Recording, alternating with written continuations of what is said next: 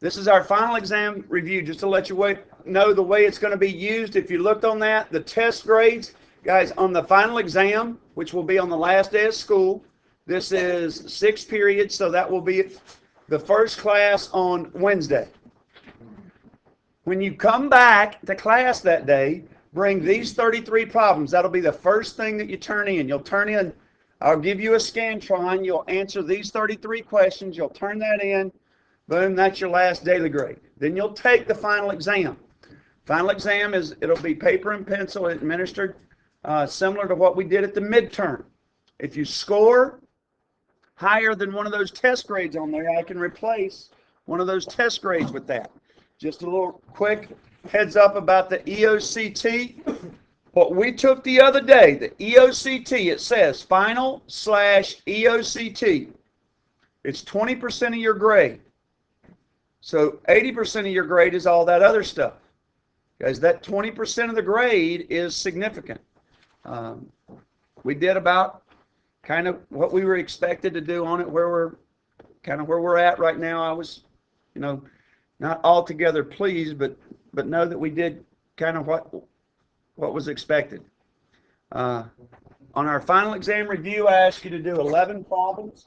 I'll go over 11 problems in here this weekend. What you could do, if you'll watch on my website, just like I've been doing in the past, I'll put the other 22 problems. You can work right along with it. There's some more practice on 10 marks. I put 7 more assignments there on 10 marks. What I can do for those of you that will go to 10 marks and do some work, I can take all those quiz grades, all those classroom grades, and get them to at least passing. I need a 70 on them. That will help you get your grade up. But guys, those of you that have USA test preps that you've already done that you want to get to, guys, again, go to the assignments page, copy that, paste it into a Word document, print it. Guys, and I sat up here and I put all those in that y'all gave me the other day. You guys that aren't doing that, nothing's changing for you because I'm not getting those sheets. Again, you go to the assignments page on USA Test Prep. At this point, it would probably be more beneficial just go to 10 marks and do it, because when I go to 10 marks, it pops up and I can see right there all the work that you've done. And I'll just take those and try to help you as best I can. Yeah. Yeah. That's what I'll do. I won't replace it. No, I'll just take those for 70. I won't replace it with it. I won't, like, if you make 100 on 20 questions, I won't replace it. I'll just take like extra credit or whatever. I'll just treat it as extra credit. You got a 0 on the USA. I'll just take it to a 70. Okay. So the final exam is not that EOCT. The final exam is what we're going to take on the last day of school. Okay. In just a little while, after I go over these 11 problems, you need to finish your written response. Okay? You can work on 10marks.com. If you need your username and password, remember, go to my webpage. They're right there. You have to log into Google to do that. If you want to turn in a USA Test Prep, go to USA Test Prep, assignments page, take a snip of it, copy that, put it in a Word document with your name on it, and print it. Get it to me. And your EOCT on that page I gave you says final/EOCT. All right, in 6th period, here's how I'm going to do this, guys. In 6th period, I'm going to go over the multiples of 3. Is there anybody that can tell me how I could write an equation for showing the multiples of 3 if I only want you to work 11 problems. I only want you to plug in the numbers 1 through 11, and I want to end up with multiples of 3. Anybody know how to do that? How do I create that series? How do I create the numbers 3, 6, 9, 12? What? Nobody? How do you get the numbers 3, 6, 9, 12, with 1, 2, 3, 4, 5, 6? What do you multiply it by? Yeah. So it'd be a to the n equals 3n. So that way, when I plugged in 1, when I plugged in the first problem, all I want you to do is 3. The first problem that I wanted you to do today was 3. I know I left you alone there for a second. We got started on it. So this says find the distance between the pair of points. So when you found the distance, you went d equals square root of x1 minus x2 squared plus y1 minus y2 squared. So when you found that, you had to start out with the 2 points. So it looks like the 2 points were 2, 0, and what was the other one? 0, 1, 5, negative 1. Negative 1, 5. So when I come up here and I do x1 minus x2, I could just as easily do x2 minus x1. Really doesn't matter because either way, I end up with 2 minus a negative 1, or I end up with negative 3 squared. Plus, if I do 2 minus a negative 1, then I have to do 0 minus 5. And so I have my squares here. So 2 plus 1 is 3, 3 squared, plus negative 5 squared. Excuse me. So it's 9 plus 25. Gives me square root of 34. Now look, my answers are in that form. My answers looks like they have been approximated. That they have rounded the answers off to the nearest tenth. So when they round the answers off to the nearest tenth, I believe here, according to my answers, number 3 is, anybody? 5.8. Take your calculator and just do the square root of 34. I would know the square root of 34 would be pretty close to 6. How do I know it would be pretty close to 6? Very good? So according to our formula, when I plug in the second problem I want you to do, so a sub 2, guys, a sub 2 equals 3n means I want to plug in a 2 for n. So 3 times 2 is 6. So now we're working 6. Okay, in problem number 6, you have to know the midpoint formula. The midpoint formula is add your x's, divide by 2.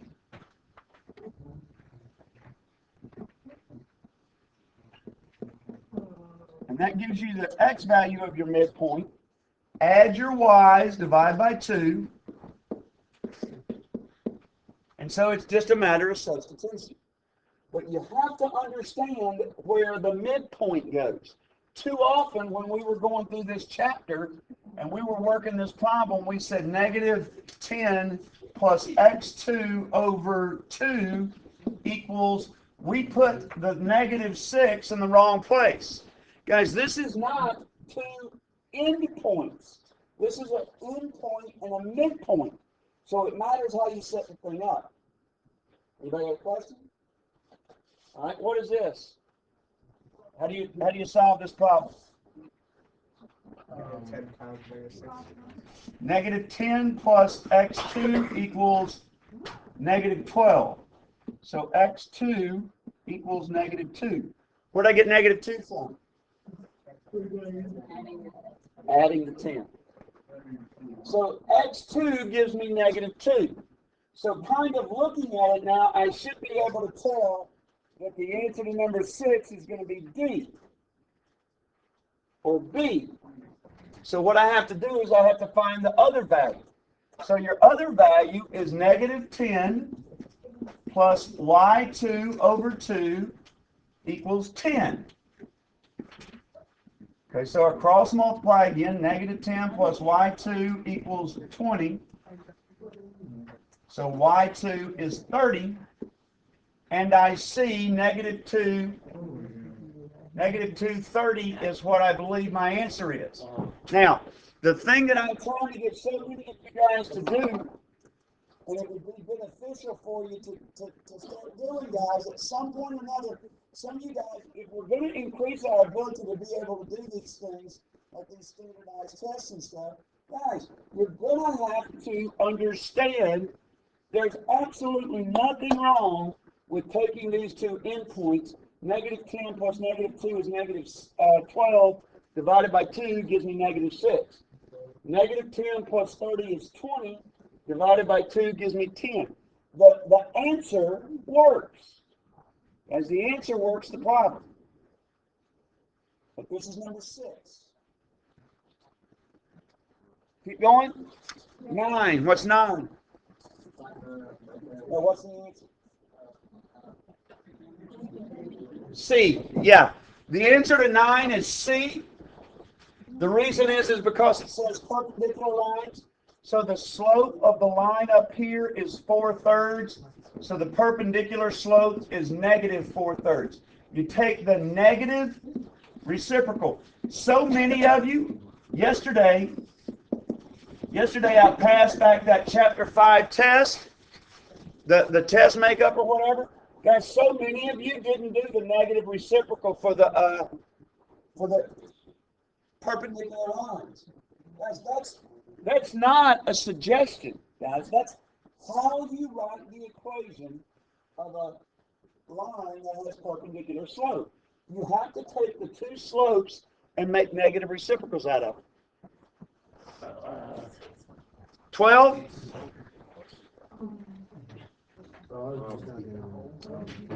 Anybody got an answer for 12? Yeah. C. Okay, the first thing you have to do here, again, m equals negative 5 minus negative 4. So you got to find your slope. What's next? Negative 5 minus negative 4. 5 minus negative 5. So that ends up being negative 1 over 10. So the slope of my line is negative 1/10. All too often, that's up here. Come on. All too often, we take these problems and when we get an answer for them, we'll get a slope of negative 1/10, and we won't keep going and working the problem. It'll give us a great opportunity to see that the work that we're doing is correct. Because look, the slope is negative 1/10. So when I did y minus y1 equals negative 1/10 x minus x1, guys, that's one of the ways that you can work the problem. You can use this thing. Does anybody know what that thing is called? What's this formula right here? Very good. It's called the point slope formula. Guys, and the point slope formula is used to write the equation of a line. Okay, so I just work it out now. Y plus 5 equals negative 1/10 x plus, let's see, 1/10 times 5 would give me positive 1/2 because 5/10. And so now I need to move that positive 5, I need to subtract 5 from both sides. So y equals negative 1/10 x. 5 could be negative 10 halves, and that gives you minus 9 halves, which is how the answer is written. You could just as easily have written that as negative 4.5 and realize this needs to be changed to 4.5 as well. Now again, guys, that is not the only way that you have to do this problem. You could just as easily, eyes up here. Come on, guys, look at the work. You could just as easily come here and say y equals negative 1/10 x plus b. What form is that? Oh, very good. Slope-intercept form. So now, again, guys, I can choose either point up here to plug in and just go negative 4 equals negative 1 times negative 5 plus b. That's 1/2. When I move 1/2 to the other side, that gives me negative 4.5. Guys, negative 4.5 is the same thing as negative 9/2. You have to look at your answer and make sure that you have the same slope, which I got up here of negative 1/10, and the same y-intercept, negative 9/2. As knowing that negative 9/2 is 4.5 saves you a little bit of time here. That's number 12. 15. Guys, the formula that you use is length times width. So the correct answer to number 15. Okay, next one. This is the 6th problem. Guys, this is the 6th problem. And what you have to understand in the 6th problem is what the phrase, each figure is a parallelogram, means. That's when you have a parallelogram, it tells you that QE is 17, and in a parallelogram, the diagonals bisect each other. So if I have 17, QC is 17. If each Q is 17, or excuse me, QE, and QC is 17, what's the whole thing? So 11x plus 1 equals 34. If 11x plus 1 equals 34, 11x equals 33, and x is 11. Okay? One of the things I would tell you to do is make sure 11 gives, so CE is 11 times, where did I get 11 from? 11 times 11 is 121, and I go, wow, I got a mistake. Looks like the mistake is I saw 11 down there, and I could have missed that one real quick. That's what I'm trying to get you guys to see. In these standardized tests, they know the potential for mistake. I saw that 11, and I just got 11 on my mind, and I would have circled D right there. But because I took the time to go back to the original problem and do substitution and check it, 3 times 11 is 33 plus 1 is 34, and that's the length of the whole thing. What I'm trying to get you to see is, guys, on these standardized tests, you can't just mark answers down. You have to do work. You have to write down 85 plus 95 plus 17x minus 5 plus 100 equals, all right, this is a common problem that happens is we have figures that we don't know what the sum of the angles are. What's the sum of the interior angles of a triangle? 180. Am I comfortable with that? All right, watch. If I wanted to make this figure into 2 triangles, I could by connecting the diagonals. So that means there's 2 triangles in it. Since there's 2 triangles in it, you know what the sum of your interior angles is. Because that would be 2 180s. What is 2 180s? 360. So the sum of the degrees is 360. So now 85, I could say 85 plus 95, that gives me 80, so I got to go 80 plus 95 plus 100. So then from there, what's my next equation? Give me some numbers here. What's 85 plus 95 plus 100? What is it, 275? Yeah. So 17x plus 275 equals 360.